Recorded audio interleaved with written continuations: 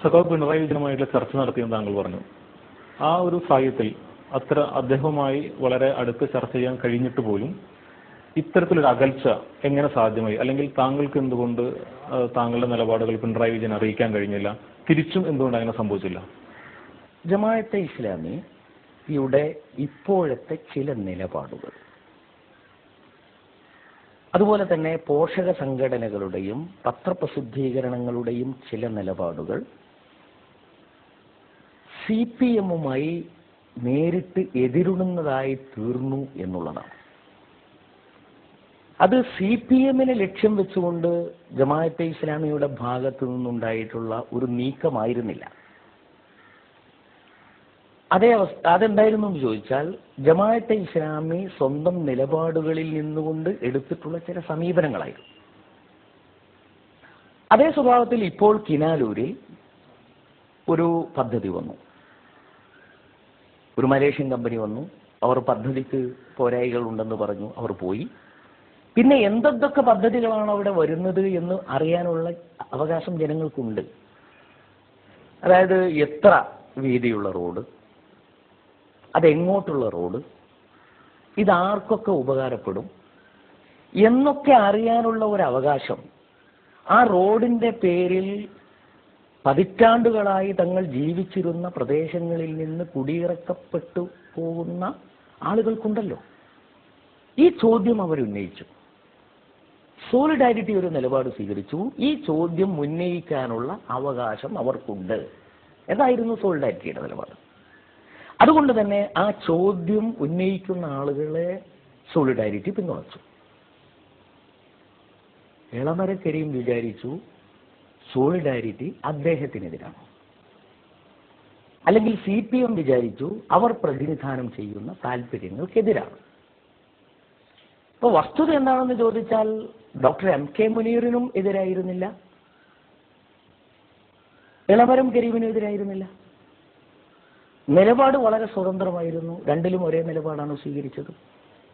അപ്പോൾ നിരന്തരമായി CPM മുന്നോട്ട് വെക്കുന്ന വികസന പ്രവർത്തനങ്ങളോട് സ്വന്തം നിലപാടുകളിൽ നിന്നുകൊണ്ട് ജമാഅത്തെ ഇസ്ലാമിയും അതിൻ്റെ പോഷക സംഘടനകളും സമീപനങ്ങൾ സ്വീകരിക്കുമ്പോൾ, അത് ക്ലച്ച് പിടിക്കുമ്പോൾ, അതിന് ഫലം കണ്ടു തുടങ്ങുമ്പോൾ സ്വാഭാവികമായും അവരിൽ അസ്വസ്ഥതകൾ ഉണ്ടാകും എന്നുള്ളതാണ്. ഇത് ഞങ്ങൾ പ്രതീക്ഷിക്കുന്നതാണ്. മാത്രമല്ല, കേരളത്തിൽ CPM-ന്റെ ഈ പോക്കിൽ പ്രയാസമനുഭവിക്കുന്ന ഒരുപാട് ഇടതുപക്ഷ പ്രവർത്തകരുണ്ട്.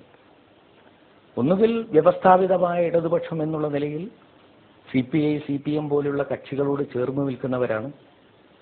അല്ലെങ്കിൽ ഈ വ്യവസ്ഥാപിതമായ ഇടതുപക്ഷത്തിന്റെ പോക്കിൽ മനംമടുത്തുകൊണ്ട് ഇടതുപക്ഷ സഹയാത്രികരായിട്ടോ ബദൽ ഇടതുപക്ഷക്കാരായോ ജീവിച്ചുകൊണ്ടിരിക്കുന്ന ആളുകളുമായിട്ടാണ്. അപ്പൊ ചിലപ്പോ ജമാഅത്തെ ഇസ്ലാമി സ്വന്തം ആദർശത്തിൽ നിന്നുകൊണ്ട് എടുക്കുന്ന നിലപാടുകൾ ഈ സംഘങ്ങളുടെ നിലപാടുകളുമായി യോജിച്ചു വരുമെന്നുള്ളതാണ്. അതുകൊണ്ട് പരസ്പര സഹകരണത്തിൻ്റെതായ അവസരങ്ങൾ ഉണ്ടാകും. ഈ അവസരങ്ങളും യഥാർത്ഥത്തിൽ CPM-നെയും അതിൻ്റെ നേതൃത്വത്തെയും പ്രയാസപ്പെടുത്തുന്നുണ്ട്. ജമാഅത്തെ ഇസ്ലാമിയുടെ ജനാധിപത്യപരമായ കാഴ്ചപ്പാടുകൾ അതും ഇപ്പോൾ വിമർശിക്കപ്പെടുന്ന ഒന്നാണ്. കാരണം ഫാസിസ്റ്റ് സംഘടനകൾ പോലും സംഘടനയ്ക്കകത്ത് അല്ലെങ്കിൽ സംഘടനയുടെ രീതി ജനാധിപത്യമാണെന്ന് പുറത്തേക്ക് പറയാറുണ്ട്. ഇപ്പോഴുള്ള ജനാധിപത്യത്തിൽ ജമാഅത്തെ ഇസ്ലാമിക്ക് വേറൊരു ബദലുണ്ടോ? ഈ ജനാധിപത്യ മൂല്യങ്ങൾ, ജനാധിപത്യ മര്യാദകൾ എന്ന് പറയുന്ന ആശയത്തോട് ജമാഅത്തെ ഇസ്ലാമിയെ പോലെ പ്രാമുഖ്യം കൽപ്പിക്കുന്ന വേറൊരു പ്രസ്ഥാനം ഇല്ല എന്ന് വിചാരിക്കുന്ന ഒരാളാണ്. ഇപ്പം നിങ്ങൾ പറഞ്ഞു ഫാസിസ്റ്റ് സംഘടനകൾ പോലും പുറത്തേക്ക് പറയുന്നത് അതിൻ്റെ ആഭ്യന്തര രംഗത്ത് ജനാധിപത്യമുണ്ട് എന്നാണ്. പക്ഷെ ജമാഅത്തെ ഇസ്ലാമി പുറത്തേക്ക് പറയുന്നതല്ല. എന്നാൽ അതിൻ്റെ തെരഞ്ഞെടുപ്പ് രീതി എന്താണെന്ന് വെച്ചാൽ, ഓരോ അംഗവും വോട്ട് ചെയ്യുകയാണ് അതിൻ്റെ പ്രതിനിധി സഭയിലേക്ക്. അതിന് നോമിനേഷൻ ഇല്ല. ഇന്ത്യയിലുള്ള മൊത്തം അംഗങ്ങളുടെ പേരുകൾ ഇന്ത്യയിലുള്ള എല്ലാ അംഗങ്ങൾക്കും അയച്ചു കൊടുക്കും. എന്നിട്ട് അവരാണ് മൊത്തം ദേശീയ നേതാക്കന്മാരെയും സംസ്ഥാന നേതാക്കന്മാരെയും പരിശോധിച്ചതിന് ശേഷം സ്വതന്ത്രമായി അവരുടെ വീട്ടിലിരുന്നു കൊണ്ട് വോട്ട് ചെയ്യുന്നത്. നോമിനേഷൻ പോലുമില്ല. അങ്ങനെയാണ് റെപ്രസെന്റേറ്റീവ് കൗൺസിൽ രൂപീകരിക്കപ്പെടുന്നത്. ഇപ്പോൾ 123 പേരുണ്ട് റെപ്രസെന്റേഷൻ. ഈ റെപ്രസെന്റേറ്റീവ് കൗൺസിലിൽ ആളുകളെ നിർദ്ദേശിക്കുകയാണ് അമീറായിട്ട്. അമീറായി നിർദ്ദേശിക്കപ്പെടുന്ന ഓരോരുത്തരെയും ആ സംഘത്തിൽ നിന്ന് പുറത്തേക്ക് മാറ്റി നിർത്തുകയാണ്. എന്നിട്ട് അവരുടെ വ്യക്തിത്വവുമായി ബന്ധപ്പെട്ട എല്ലാ വിഷയങ്ങളും ഈ റെപ്രസെന്റേറ്റീവ് കൗൺസിൽ കീറി മുറിക്കുകയാണ്. 3-4 ദിവസം നീണ്ടു നിൽക്കുന്ന ചർച്ചയ്ക്ക് ശേഷമാണ് ഒന്നുകിൽ ഏകകണ്ഠമായി അല്ലെങ്കിൽ വോട്ടെടുപ്പോടുകൂടി ഒരു അമീർ തിരഞ്ഞെടുക്കപ്പെടുന്നത്. ഇത്രയും സ്വതന്ത്രമായ ഒരു ജനാധിപത്യ സമ്പ്രദായമാണ് ജമാഅത്തിനകത്തുള്ളത്. മാത്രമല്ല, ജമാഅത്ത് ഇതര സമൂഹങ്ങളുമായി ഇടപഴകുമ്പോഴും മറ്റ് സമൂഹങ്ങളുമായുള്ള അവകാശങ്ങളും ബാധ്യതകളും തിട്ടപ്പെടുത്തുമ്പോഴും എല്ലാവരുടെയും ജനാധിപത്യ അവകാശങ്ങൾ വകച്ചു കൊടുക്കുന്നുണ്ട്. പിണറായി വിജയൻ തന്നെ പറയുന്നത് സംവാദശേഷിയുള്ള പ്രസ്ഥാനമാണിത്. സംവാദശേഷി എന്ന് പറയുന്നത് ഒരു ജനാധിപത്യ മൂല്യമാണ്. അതിൽ നമ്മൾ വിശ്വസിക്കുന്നുണ്ട്.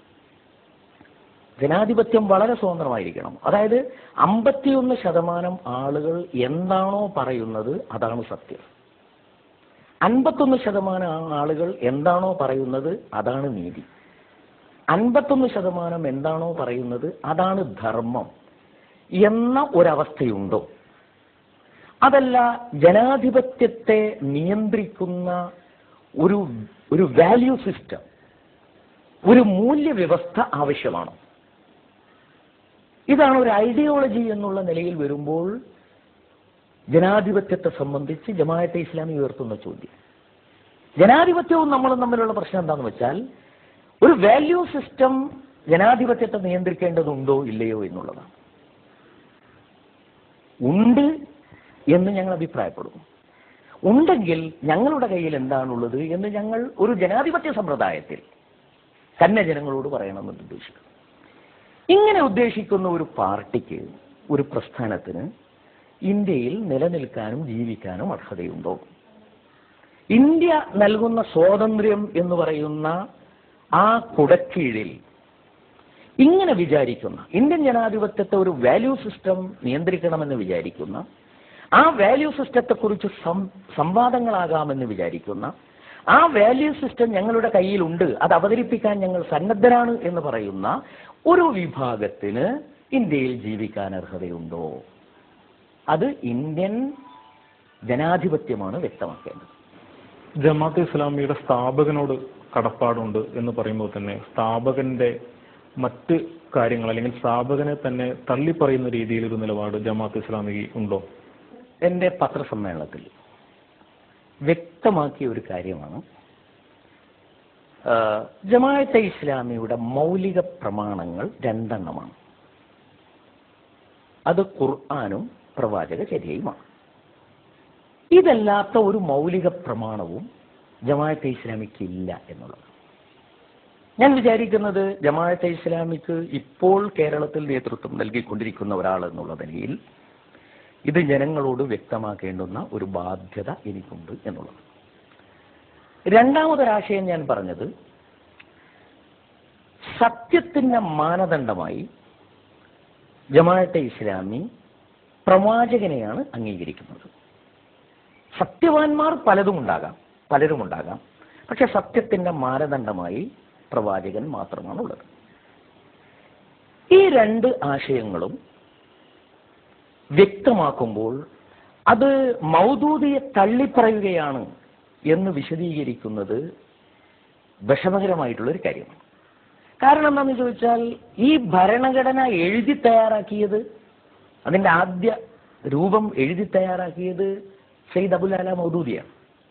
അദ്ദേഹമാണ് ഈ വാചകങ്ങൾ അതിൽ എഴുതി ചേർത്തിട്ടുള്ളത്.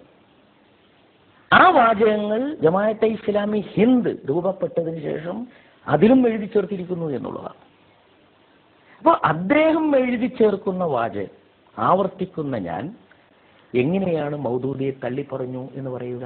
ഏതായാലും ഇത്ര നേരം ജയ്ഹിന്ദിനോട് സഹകരിച്ചതിന് വളരെയധികം നന്ദി.